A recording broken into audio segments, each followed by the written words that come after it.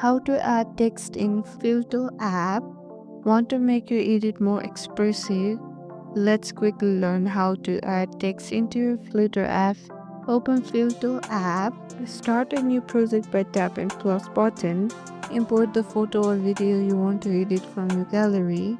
Once it's loaded, look at the bottom toolbar. Tap text. Tap add text. Double tap to add the text and then type whatever you want to add. Your name, a caption, or even font width. Customize it.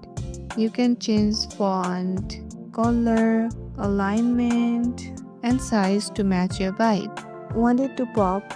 Drag the box to place it anywhere on your photo or video. You can even set how long it stay on. You can also copy the text. And here's a pro tip. Use bold font for title and lighter font for captions to keep your edit clean and stylish. And that's it. You have just added text in Filter. You like a pro. If this tutorial helped, don't forget to like, share, and subscribe for more fun editing tips. Catch you in the next one.